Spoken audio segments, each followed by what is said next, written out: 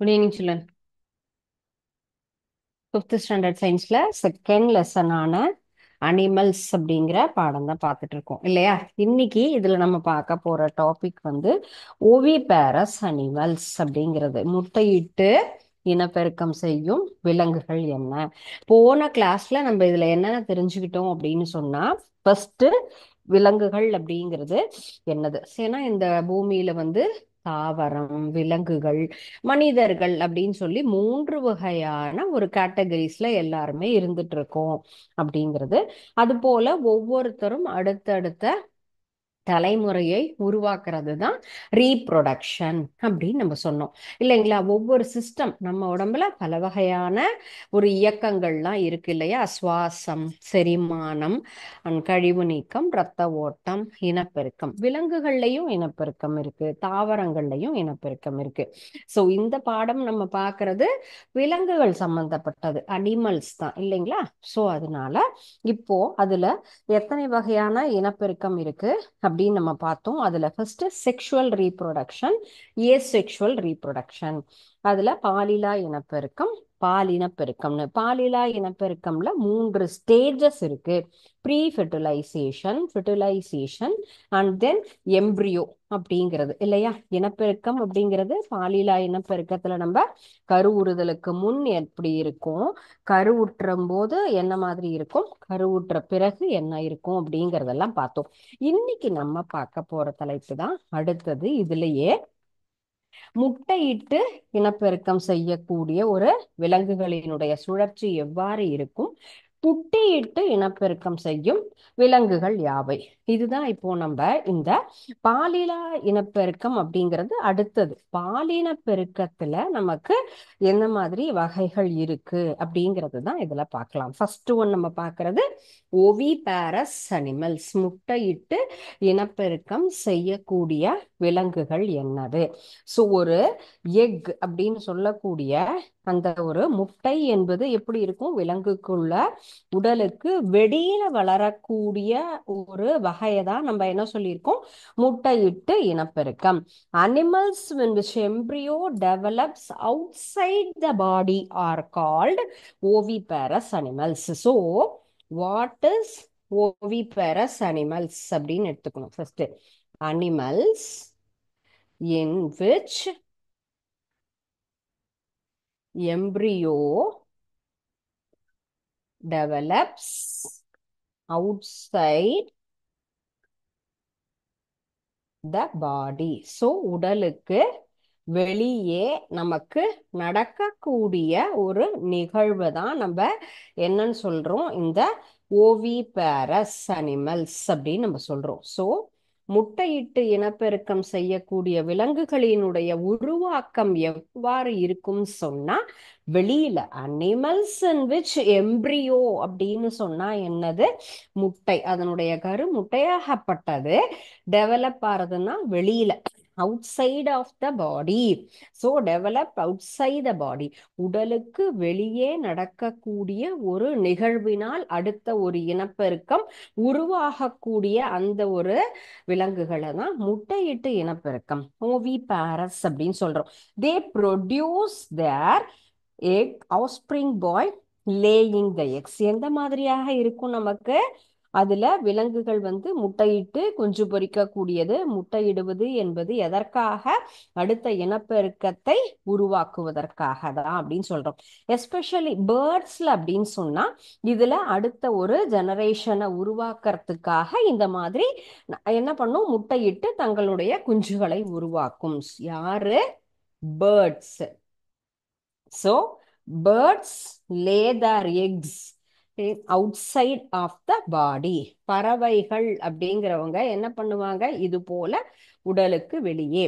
குருவி, காகம், கழுகு, மைனா, எல்லா வகையான பறவைகளும் தன்னுடைய இனத்தை இனப்பெருக்கம் செய்வதற்காக என்ன பண்ணுது? கோடியிலிருந்து வர முட்டை எல்லாத்தையும் நம்ம எடுத்து சாப்பிட்டு இருக்கோம்ல, அது எல்லாமே பாத்தீங்கன்னு சொன்னா நம்ம அந்த வகைக்காக இப்போ என்ன பண்றோம் அப்படின்னு சொன்னா இறைச்சி கோழி அப்படின்னு சொல்லுவோம். அடுத்தது இனப்பெருக்கத்திற்காக. ஸோ இல்ல அந்த மாதிரி இரண்டு வகையும் இருக்கு நமக்கு. ஸோ அதனுடைய முட்டையை எடுத்துதான் நம்ம சாப்பிடுறோம். அந்த மாதிரி இல்லாம இல்லாம இருந்தா அடுத்து நமக்கு ஒரு கோழி அப்படிங்கிறது என்ன ஆகும்? புதிதாக உருவாகும். The eggshell protects the embryo from outer environment. அதனுடைய அந்த முட்டையில இருக்கக்கூடிய ஓடாகப்பட்டது என்ன பண்ணும்? வெளியில இருந்து பாதுகாக்க கூடியது. சோ உள்ள நமக்கு ஒரு அடுத்த ஒரு சின்ன ஒரு உயிரினமாகப்பட்டது உருவாகணும் அப்படின்னு சொன்னா நம் உடலை பாதுகாப்பது யாரு? நம்முடைய ஸ்கின் இல்லையா? சோ நம்ம வெயில், பனி, மழை, வெறும் எலும்பு கூடா இருந்தா நம்முடைய உடம்பு என்ன ஆகும்? கண்டிப்பா அது தாங்கவே தாங்காது. அது போல எக்குனுடைய ஷெல், முட்டையினுடைய அந்த ஓடு, நம்ம ஓட்டை உடைச்சுதான் உள்ள இருக்கக்கூடிய அந்த கரு எல்லாத்தையும் உணவா எடுத்துக்கிறோம். சோ அப்ப எக் ஷெல் அப்படிங்கிறது தான் என்ன பண்ணுது? ப்ரொடெக்ஷன், அதற்கு பாதுகாப்பு தருது. உள்ள இருக்கக்கூடிய அந்த சின்ன கோழி உருவாகுவதற்கு யார் பாதுகாப்பாக இருக்காங்கன்னு சொன்னா அந்த முட்டையினுடைய ஓடு. The eggshell protects the embryo from environment and the embryo receive the nutritions from the yolk. உள்ள இருக்கக்கூடிய அந்த சத்துக்களாகப்பட்டது அந்த அடுத்த ஒரு சின்ன நம்ம என்ன ஒரு உயிரினமாகப்பட்டது வளர்வதற்கு அது ஹெல்ப் பண்ணுது. சரிங்களா? அப்ப உள்ள இருக்கக்கூடிய அந்த நம்ம என்ன சொல்றோம்? வெள்ளை கரு, மஞ்சள் கரு அப்படிங்கறதெல்லாம் நம்ம சாப்பிடுறோம்ல, அது எல்லாம் சேர்ந்துதான் அந்த புதுசா உருவாகக்கூடிய ஒரு குட்டி கோழிக்கு உணவாக இருக்கு. அதுக்கு தேவையான உள்ள இருக்கக்கூடிய அந்த பகுதி எல்லாமே என்னவா மாறுது? ஊட்டச்சத்தாக மாறுகிறது. எது அப்படின்னு சொன்னா முட்டையின் உள்பகுதி. சோ முட்டையினுடைய உள்பகுதியாகப்பட்டது அந்த ஒரு அடுத்த ஒரு கோழி உருவாவதற்குண்டான ஊட்டச்சத்தை அதற்கு வழங்குகிறது. சரிங்களா? அப்ப அந்த வகை விலங்குகள்ல புதிய உயிரினம் அப்படிங்கிறது நமக்கு என்ன ஆகும்? அங்கிருந்து உருவாகும். These animals are newborn one will come in different development stages. இது ஒரே வகையான அப்படியே ஒரு ஸ்டேஜ்லயே டக்குன்னு உருவாயிடாது. அடுத்தடுத்து பல ஸ்டேஜ் இருக்கு. அதற்கு உதாரணமாக நம்ம எதை எடுத்துக்க போறோம் அப்படின்னு சொன்னா very good example for butterfly cycle. Butterfly அப்படின்னு சொன்னாலே எல்லாருக்குமே ரொம்ப ஹாப்பியா இருக்கும்ல. எந்த ஏஜா இருந்தாலுமே நம்ம என்ன பண்ணுவோம்? வண்ணத்து பூச்சியும் அதனுடைய வண்ணங்களையும் பார்த்தா ரொம்ப ஹாப்பியா ஃபீல் பண்ணுவோம் இல்லைங்களா? சோ அதனால இந்த பட்டர்ஃப்ளை அப்படிங்கிறது தான் நம்ம இதுக்கு ஒரு பெஸ்ட் உதாரணமாக எடுத்துக்க போறோம். சோ பட்டர்ஃப்ளையினுடைய லைஃப் சைக்கிள் எப்படி இருக்கு, அதனுடைய எப்படி இருக்கு, அதனுடைய புது வண்ணத்து பூச்சி உருவாகக்கூடிய நிலை. அப்ப அதை என்ன சொல்றோம்? பட்டர்ஃப்ளைன்னு சொல்லாம பட்டுப்பூச்சி அப்படின்னு சொல்லுவோம். ஸோ டிஃப்ரெண்ட் டெவலப்மெண்ட் ஆஃப் ஸ்டேஜ்னா என்னென்னா எக், முட்டை அப்படின்னு சொல்லுவோம். அடுத்தது லார்வா அப்படிங்கிற ஸ்டேஜ், பியூப்பா அடுத்த stage, and next one is adult. இந்த 4 வகையான ஒரு ஸ்டேஜில் தான் அந்த பட்டுப்பூச்சி அப்படிங்கிறது நமக்கு உருவாகும். முதல் நமக்கு ஸ்டேஜ்ன்னு சொன்னா முட்டையாக இருக்கும். ஸோ ஃபர்ஸ்ட் என்னது? முட்டை.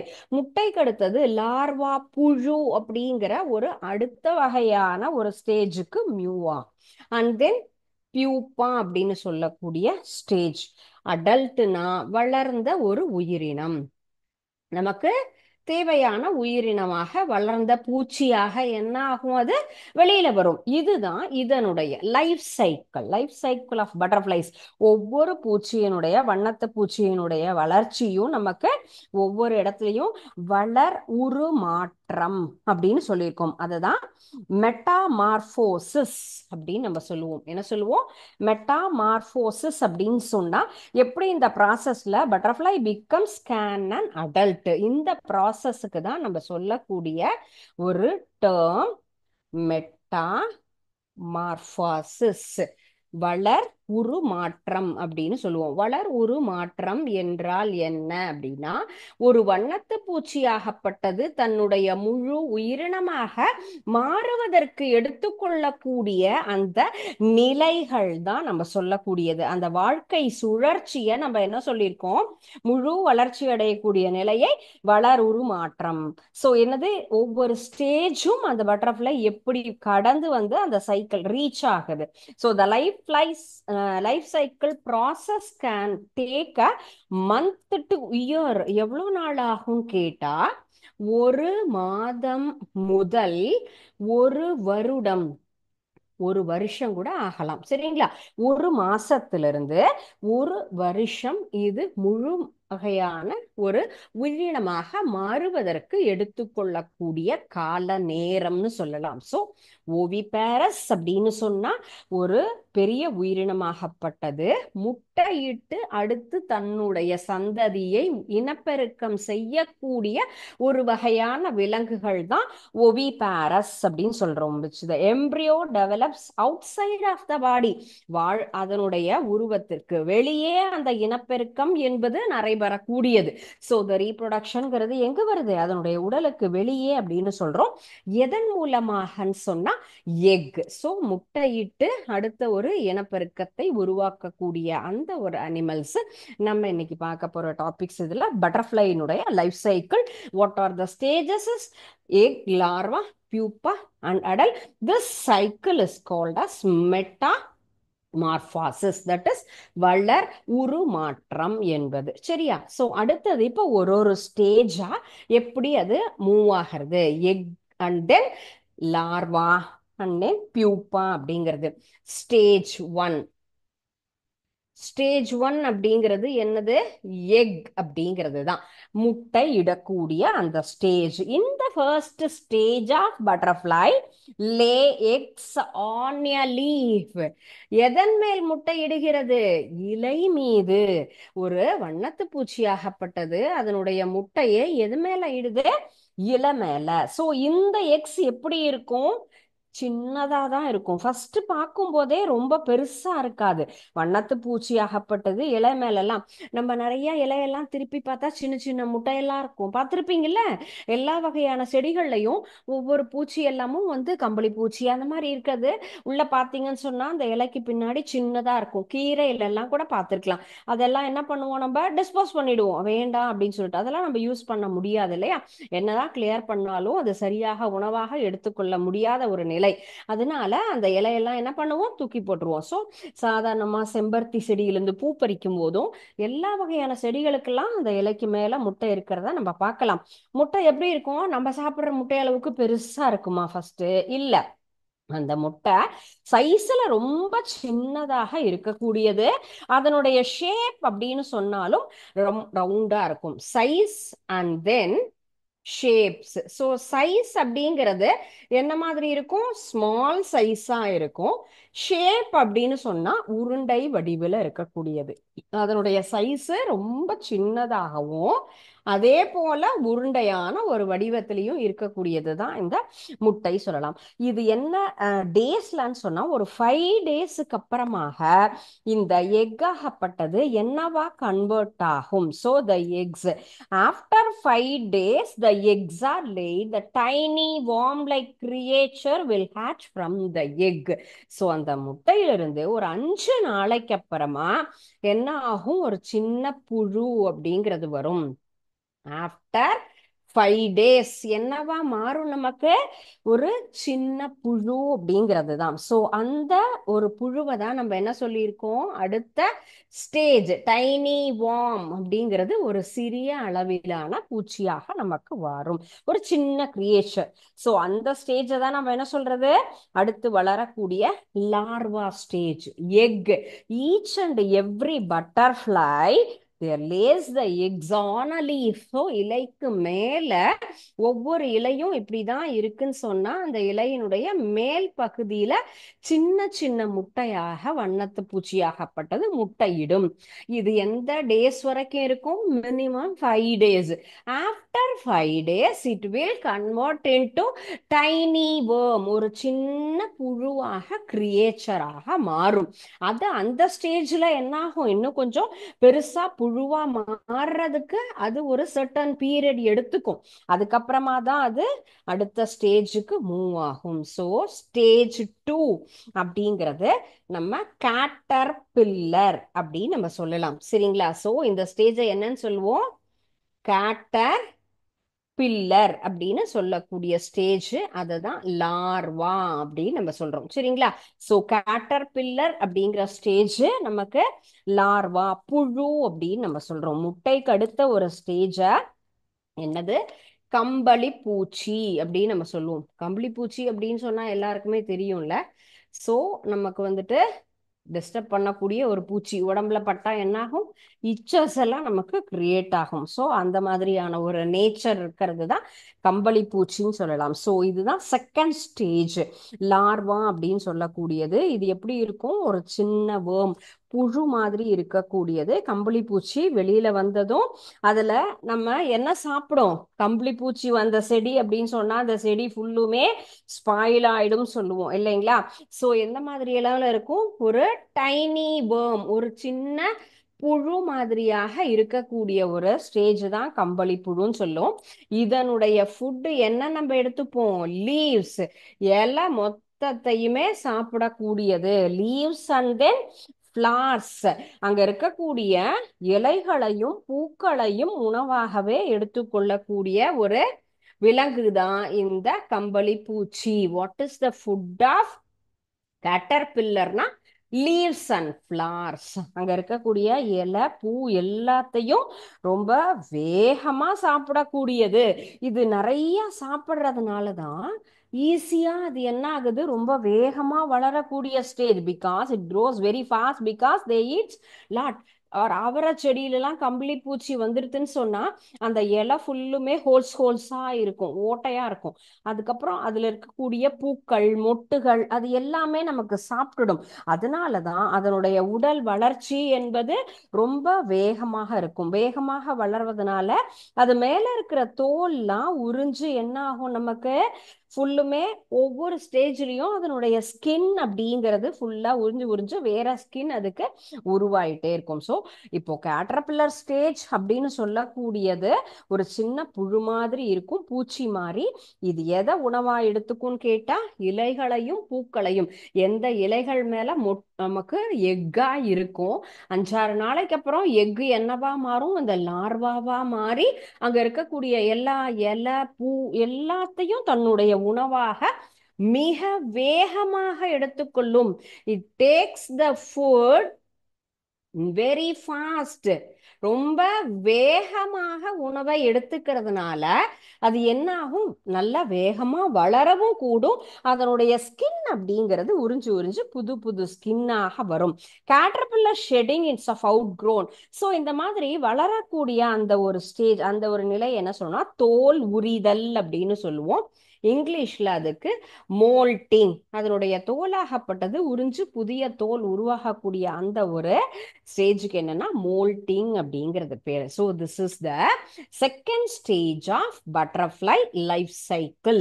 So first stage egg, and then second stage is larva, and third stage அப்படின்னு சொல்றது தான் நம்ம பியூப்பா அப்படின்னு சொல்லக்கூடிய ஸ்டேஜ். ஸோ தேர்ட் ஸ்டேஜ் என்ன சொல்றோம்? கிரிசாலிஸ் அப்படின்னு நம்ம சொல்லுவோம், அல்லது கூட்டுப்புழு பருவம் அப்படின்னு நம்ம சொல்லலாம். இது புழுல இருந்து என்னவா மாறும்? கூட்டு புழுவாக மாறக்கூடிய ஒரு ஸ்டேஜ் தான் நம்ம என்ன சொல்லியிருக்கோம்? இந்த கிரியாசலிஸ். ஓகே. ஸோ இந்த ஸ்டேஜை தான் பியூப்பா அப்படின்னு சொல்லுவோம். பியூப்பாங்கிறது நமக்கு தேர்ட் ஸ்டேஜ். இது என்ன கலர்ல இருக்கும்னு சொன்னா டல் கலர், ப்ரௌன் கலர்ல இதனுடைய உடலாகப்பட்டது இருக்கும். ஸோ ப்ரௌன் ஆர் கிரீன் ரெண்டுல ஏதாவது ஒரு கலர்ல இருக்கக்கூடிய இந்த ஸ்டேஜை தான் பியூப்பா ஸ்டேஜ்னு சொல்லுவோம். Resting stage as well as த சேஞ்சிங் ஸ்டேஜ். அப்ப இது என்ன பச்சை அல்லது வண்ண நிறத்துல இருக்கும். இது இந்த ஸ்டேஜ்ல என்ன பண்ணும், அந்த ஃபர்ஸ்ட் ஸ்டேஜ்ல நிறைய சாப்பிட்டுருச்சு இல்லையா, அப்போ அடுத்தது இந்த ஸ்டேஜ்ல என்ன பண்ணும்னு கேட்டா ஃபுல்லுமே ரெஸ்ட் எடுக்கக்கூடிய ஸ்டேஜ் அப்படின்ற மாதிரி எடுத்துக்கலாம். அல்லது சேஞ்சிங் ஸ்டேஜ், உருமாற்றம் நிகழக்கூடிய ஒரு நிலை. ஸோ உருமாற்றம் அப்படின்னு சொன்னா அந்த உடலில் இருக்கக்கூடிய அடுத்த மாற்றத்திற்காக தயாராகக்கூடிய ஒரு நிலை, அதுதான் changing stage. Resting stage R changing stage. So the caterpillar turns into butterfly. So இந்த பூச்சியாகப்பட்டது வண்ணத்து பூச்சியாக மாறக்கூடிய ஒரு நிலை, அதுதான் இது ஓய்வெடுக்கக்கூடிய நிலை அப்படின்னு சொல்றோம். பியூப்பியா ஸ்டேஜ் அப்படின்னு சொல்லக்கூடியது அந்த புழுவாகப்பட்டது என்ன கலர்ல இருக்கும், பிரவுன் ஆர் கிரீன் கலர்ல இருக்கும்.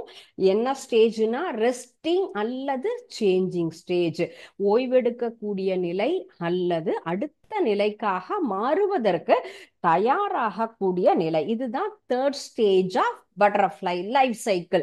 First one egg, second one is larva, and then another one is நமக்கு பியூப்பா அப்படிங்கிற ஸ்டேஜ். ஓகே, நெக்ஸ்ட் ஃபோர்த் ஸ்டேஜ்ங்கிறது தான் நம்ம ஃபைனலாக முழு வளர்ச்சி பெற்ற ஒரு அழகான வண்ணத்து பூச்சி, தட் இஸ் பட்டர்ஃப்ளை அப்படின்னு நம்ம சொல்லலாம்.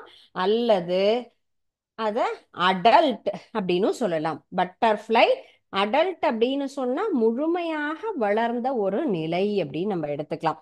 ஸோ இந்த fourth stage of pupa opens into butterfly. யார் அதுல மேல மேல மேல தோல் உருவாகி எப்படி இருக்கும், அது மேல ஒரு கூடு மாதிரி ஷெல்டர் மாதிரி அப்படியே அதுல இருக்கும்.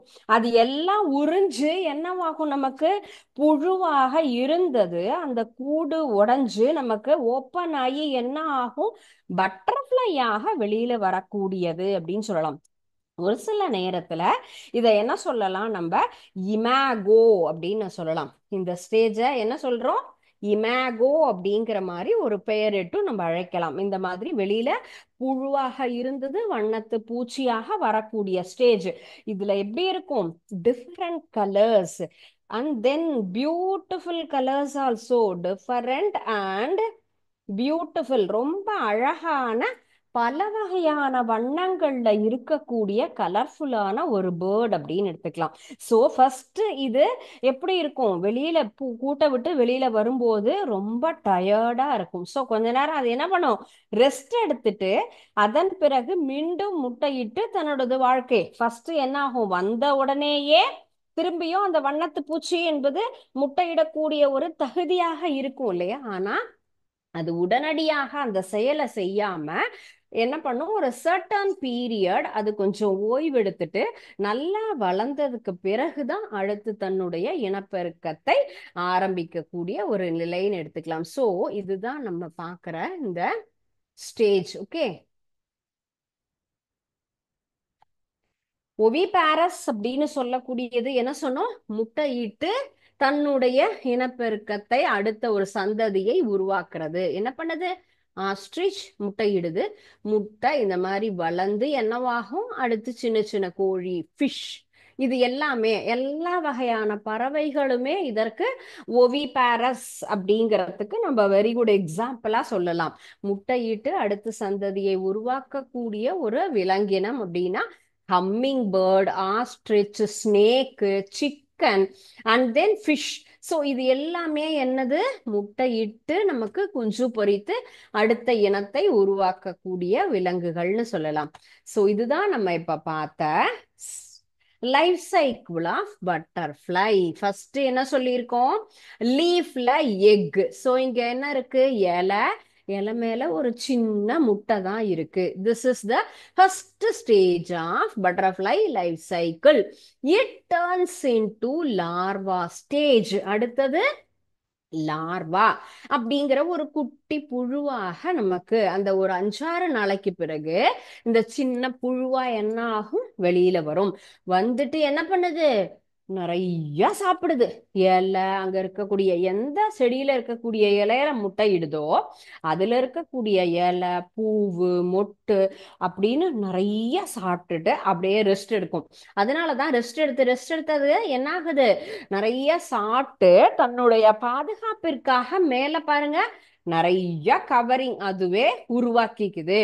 And then after the stage என்னவாகும், இந்த கவரிங் எல்லாம் ஓப்பன் ஆகி நமக்கு பட்டர்ஃப்ளையா உருவாகும். ஸோ இந்த பட்டர்ஃப்ளையும் லார்ஜ் சைஸா வெளியில வராது, ஃபர்ஸ்ட் சின்னதா வரும்.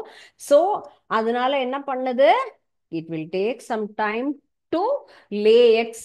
next process, அடுத்த ஒரு நிலைக்கு மாறுவதற்கு தன்னை தயார்படுத்திக்கிறதுக்காக கொஞ்ச நேரம் என்ன பண்ணும், வெயிட், அது ரெஸ்ட் எடுத்துட்டு இன்னும் கொஞ்சம் பெரிய அளவுல சைஸ்ல மாறினதுக்கு அப்புறமாக அடுத்து தன்னுடைய இனப்பெருக்கத்தை அது மீண்டும் ஸ்டார்ட் பண்ணும். ஸோ இதுதான் இதனுடைய கான்செப்ட். நம்ம விவி பேரஸ் அப்படிங்கிறது அடுத்தது.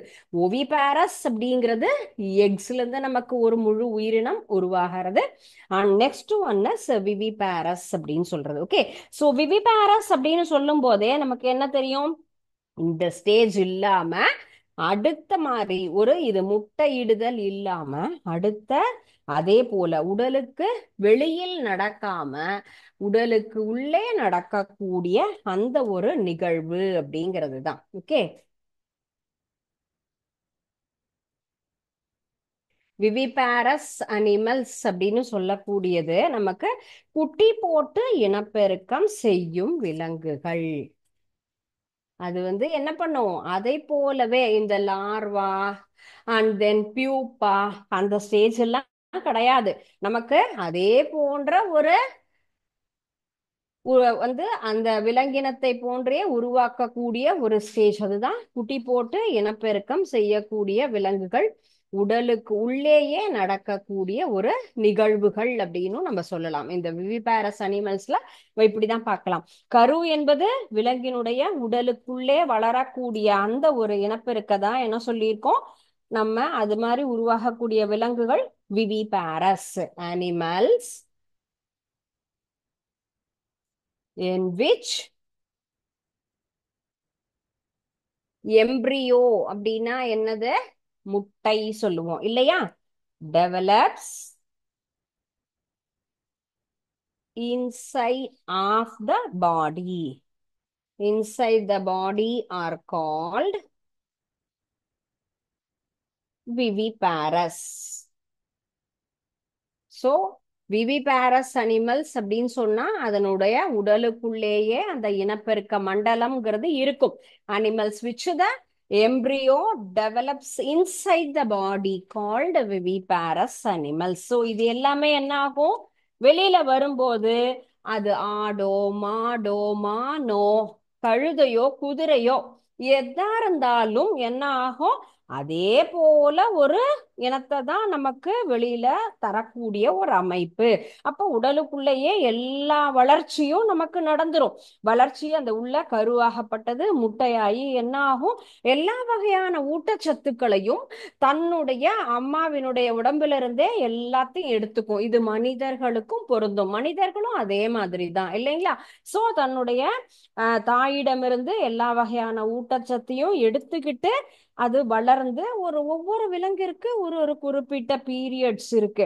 அந்த டைமுக்கு வெளியில என்ன ஆகும், அதே போன்ற இனமாக நமக்கு வெளியில வரக்கூடியது. So what are the examples of viviparous animalsனா humans, cows, and then deer, dog. So these are all the viviparous animals. Viviparous animals example நமக்கு மனிதர்கள், மாடுகள், விலங்குகள்ல நம்ம சிங்கம், புலி, மானு, நாய், பூனை எல்லா விலங்கினங்களும் என்ன பண்ணும், உடலுக்குள்ளேயே இனப்பெருக்கத்தை செஞ்சு அடுத்து ஒரு உயிரினத்தை நமக்கு என்னது கொடுக்கக்கூடிய ஒரு அமைப்பு தான் இந்த விவிபாரஸ் அப்படின்னு நம்ம சொல்றோம்.